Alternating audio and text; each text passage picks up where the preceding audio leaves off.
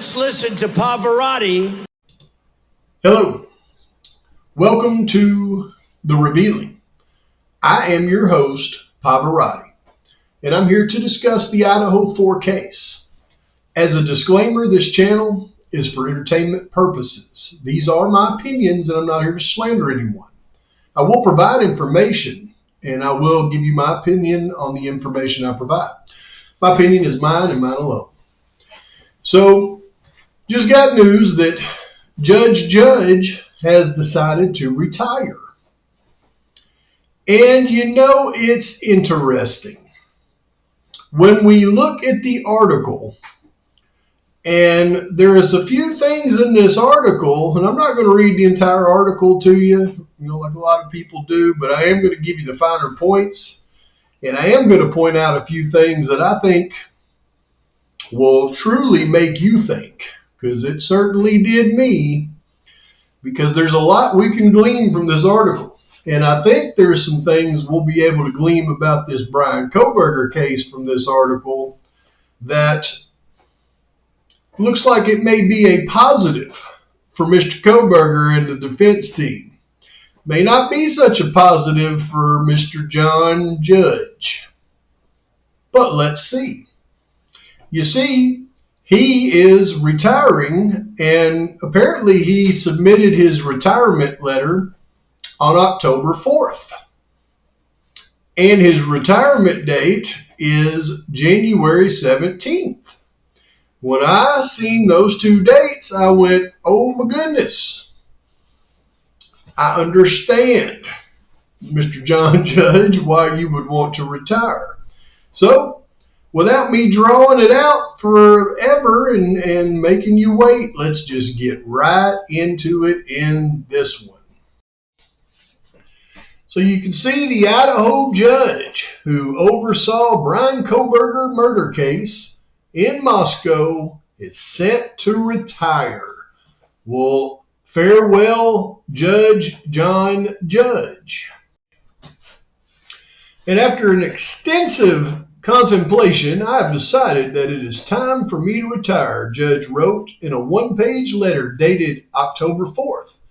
It has been a journey of hard work, challenges, life lessons, sacrifice, joy, satisfaction, and sometimes frustration and heartbreak. Now, I like to look at dates on things, and y'all know this about me, so I believe dates mean something always. This was dated on October 4th. Now, I would have to think maybe this has something to do with the Bryan Kohberger case itself. Let's take a look at any important dates that happened before October 4th. Well, we know we've got this one because this is where the Supreme Court of Idaho officially removed John Judge and replaced him with Judge Hippler, alleviating his duties on the Bryan Kohberger case. And it's dated the 12th day of September, 2024. So that would be a little less than or right at 3 weeks prior to John Judge deciding he's going to hang it up for good. Does it mean something? Now, I haven't forgot about this guy and the possibility that he has information that he could share possibly about the Idaho 4 case. But here's something I really never knew until this article about John Judge retirement. It says the judge also serves as the appointed resource judge who reviews and approves spending of public funds in the capital murder case against Skylar Meade, which also was being defended by Ann Taylor, Kohberger's lead attorney. Meade's case is set for trial in February, which will likely require Judge's support role to be reassigned with his retirement. So by retiring at this point, he also gets relief from being the resource judge for the Meade trial as well. Interesting. Now I wonder what old John Judge is going to do in his retirement. Oh, it says what's the most important now is being able to spend more time with my family. Judge's letter read, I also hope to pursue some of my other interests, like time in the mountains and reading books that have nothing to do with the law. I wonder if you're wanting to spend that time up in the mountains reading books because, heck, you don't want any digital devices up there because you're basically going to go hide away in the mountains now, John Judge, and stay away from anything that has to do with the law because maybe some of the things you did with the law just, aren't the best things you could have done with the law. I don't know. Are you going to be hiding up there, John Judge? Oh, there you are. But this is what I find to be the most interesting part of this whole thing. And that's the judge announced his last day as January 17th. That'll be 2025. The second judicial district opening from judge's departure will post to the Idaho Judicial Council vacancy page next week. Executive Director Jeff Broody told the Statesman by phone Tuesday.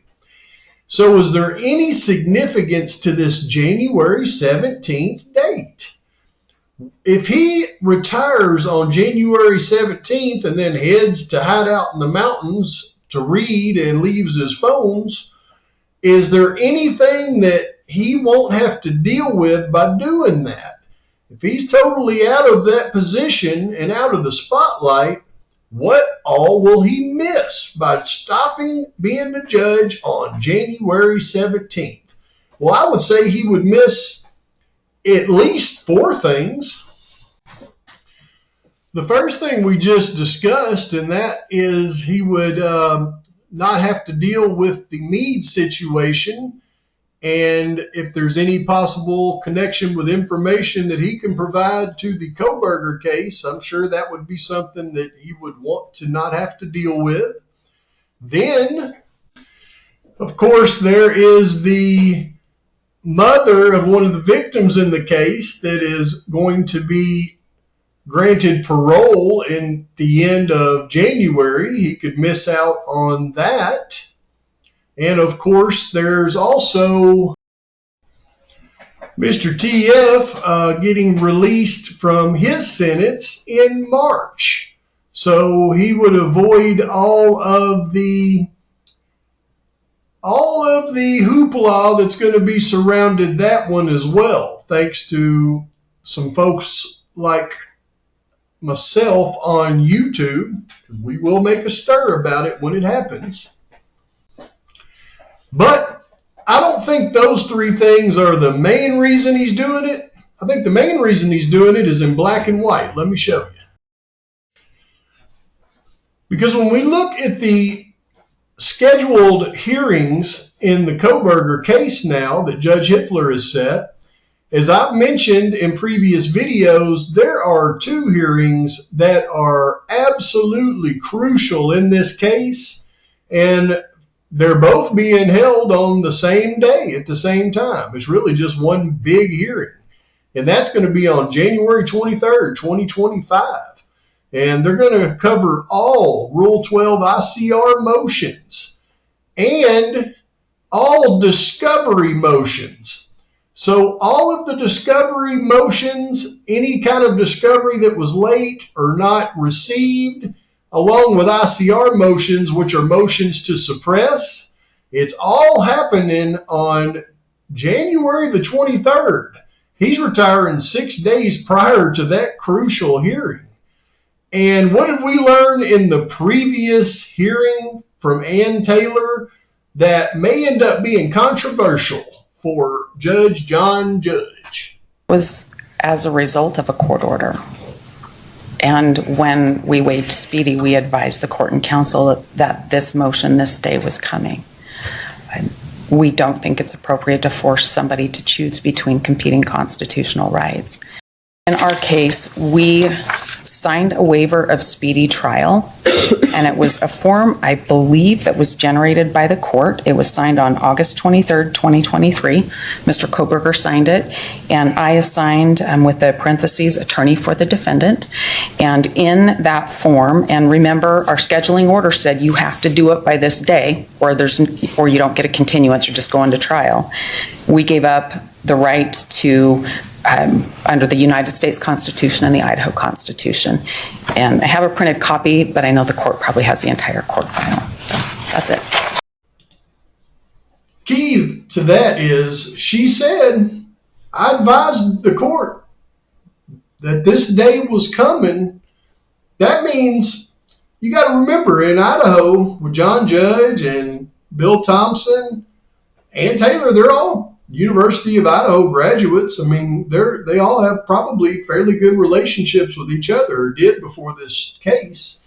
So I'm sure at the time she was warning them, hey, at some point I'm gonna have to hit y'all for this if you do this. And they decided to do it anyways and force her and Kohberger to sign that, knowing that they hadn't produced discovery on the case and there's no way they could be prepared to go to trial.